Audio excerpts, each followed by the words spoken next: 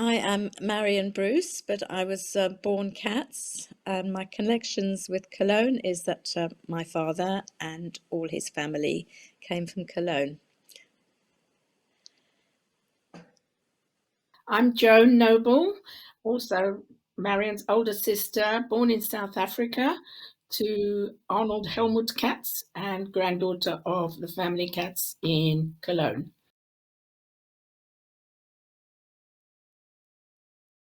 There was a box, a big box with photos and letters, and occasionally our father would go through them.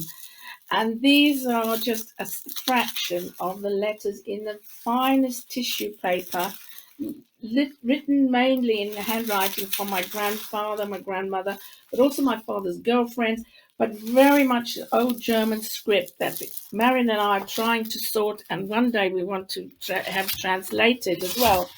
I can read a paragraph that she wrote on the 20th November, her last letter. It's a long letter. I'll just read a little bit. The worst has come to pass. This is when she was told that she had to be at the station on the 6th of December. The worst has come to pass, and after saying farewell to our poor Berta last Sunday, I too have to go like so many others. It was awfully hard letting go of my beloved Carl, her husband, and our dearly beloved. So relentless is death, tearing at the heart and everything that I loved about my homeland. Married almost 30 years in Cologne, bore children, shared in the good and the bad times with the dear ones. This step is the hardest, the last one, as my heart, gall and liver will not be able to bear it. I ask you to stick together, to be there for each other. I can't continue any further. Feel tightly embraced. Love always sends your Johanna, who greets and kisses you. This she wrote to my father.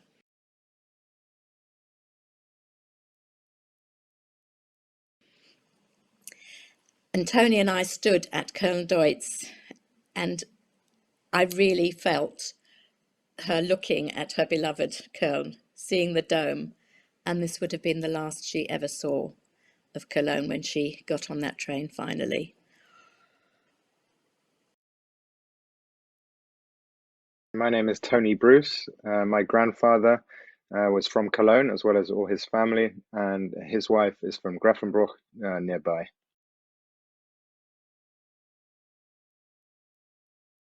It was very powerful to go to many places, to go to the cemeteries, to go to the butcher shops and various different shops that the families owned. And as Joan says, the Stolpersteine are right outside. So their presence there and their ownership of things there are still recognized, and that they are, they were very proud of being from Cologne and being German and of their businesses. So it means a lot that they are still recognized there and in some way still exist there.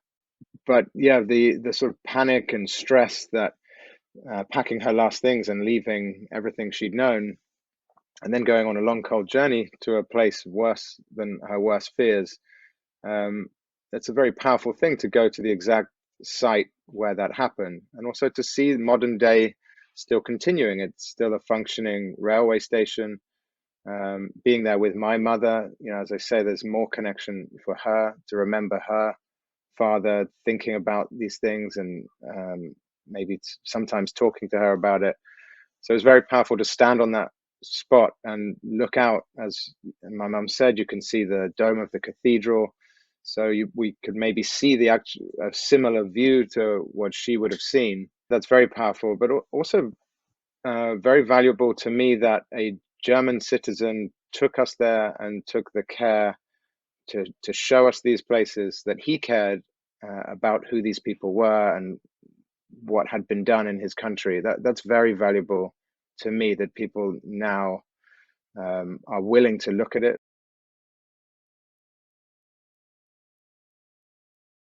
Well, we always knew that we never had grandparents. Joan and I grew up knowing we didn't have grandparents.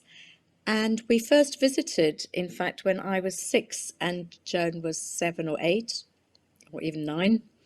and we went on a big trip to Europe to see the family who had survived. So we first visited Cologne really in 1956, shortly after the war, but have been back since. My father was immer ein Kölscher Junge, and he loved Cologne. He had friends there that he had since nursery school. No family left in Cologne, but we had some surviving family in Essen. And he even took me to witness Carnival. So ich habe Carnival mitgemacht. I think that emphasizes that our father had really good memories of his life in Cologne, him growing up, going to school, becoming a butcher, which is what his father was, being very comfortable and having childhood friends and participating, as you heard, in the carnival and things like that, which is why he could go back to Cologne and be part of it again and have those connections, which were many, many good years. Because he left early.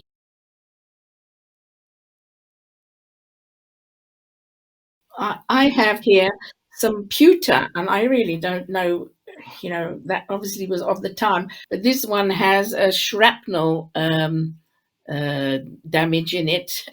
And, these are just heavy items, and we know they are from that home, and we just obviously have to hold on to them, and there are more.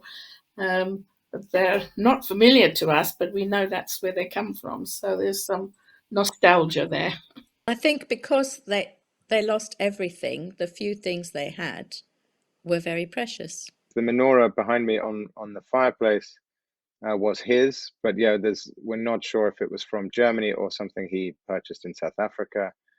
But either way, something he traveled overseas with and kept. Again, very heavy and important item for him, his connection to his family and his Judaism. One of the things I have with me is a dinner service that my grandmother, Johanna, was her wedding trousseau, a huge dinner service.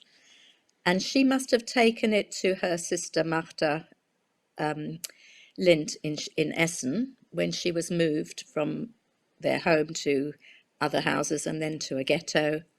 Not sure when. But years later, my father's cousin said, in our garage, we've got your mother's dinner service. And my father had it, and it was very, very precious. And now I have it, and I have some behind me. You can't use it, it's too good. But it is very important. It's from that time. And she thought she'd leave it there till she came back for it. And of course, she never did get back.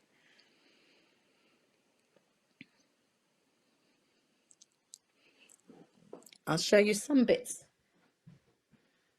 There were 12 of everything. It's absolutely beautiful.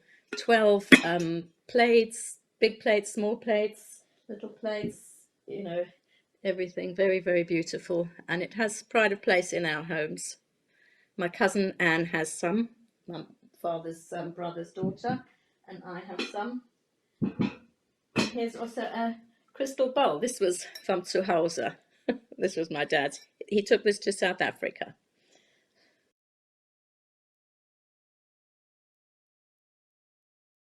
I could almost say I'm haunted sometimes by thinking of the terrible time that my grandparents and extended family had. When everything went wrong, they suffered, and they probably thought nobody knew what was happening. Nobody would remember. And I feel it's very, very important that we remember and we tell their story.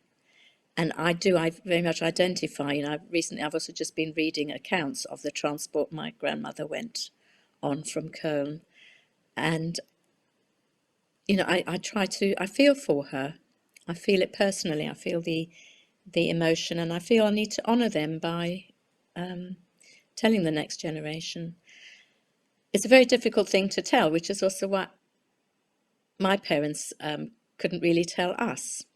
My father used to get very sad, and I got sad reading an account recently about the transport, thinking, how must my father have felt reading this about his mother? And I admire my parents for carrying on after their terrible loss. because that's what we must do. We must carry on and make the world better. Yeah, I think with each generation, we're further away and slightly less connected to what happened, and maybe even more emotionally disconnected. Obviously, for my grandfather, this was much more of an emotional, more difficult thing. And, for my parents, for my mother, that's slightly further, but there is still a weight and an immense sadness, when you think of what happened to them, when you think of my great grandmother being alone, even the little details. Obviously, what the end result of the transport was horrific, but something that gets to me is just thinking of them sewing labels into their clothes and preparing all the organization. Nowadays moving house is extremely stressful, but the idea that these small details of the amount of work they had to put in, with everybody around them discriminating against them and being free to be violent, and these kind of thoughts of what their day-to-day life was like, it does generate an anger and a sadness. If I'm honest, there is still a connection to that, and for me, I'm not religiously Jewish, though I respect the faith. For me, this is about my identity, that if they did come for the Jews again, that would be me, and that is who I am. So for me, very much this issue and what happened to my family defines who I am, and I readily identify with that. I suppose what we're able to do is to try and put a bit of a face on it, but you actually have to sit down and make it work with photos and having a kind of proper record for them to then ask questions. I do a little bit of art, and so if you put a collage together of things, then hopefully that will beg questions. Who are these people? What's their story? And then you can elaborate on that. But I think it's another, for me also, it's holding on to their Judaism as well, because it's very easy to forget those roots if one gets totally assimilated, or so they died because they were Jews, and in a way that's very much their heritage, that they have to know where they came from and who they were. I think the images that most people see of the Holocaust are in those latter stages of people on trains and in stations and arriving at camps and those and at that point there's just lots of scared faces, but to see them before then and to see their lives, in, as she says, in good times and bad, as Germans, as ordinary people who are having whatever, if you can call ordinary lives. But for me, that really brings it. I have a photograph of my grandfather, and it's not one of the ones with him with the whole family. It's just him looking quite cool, very young, and I love to see the character they had rather than these gaunt, scared faces at the end. So I think it's important for the world to realize who these people were before the worst of times were greeted them.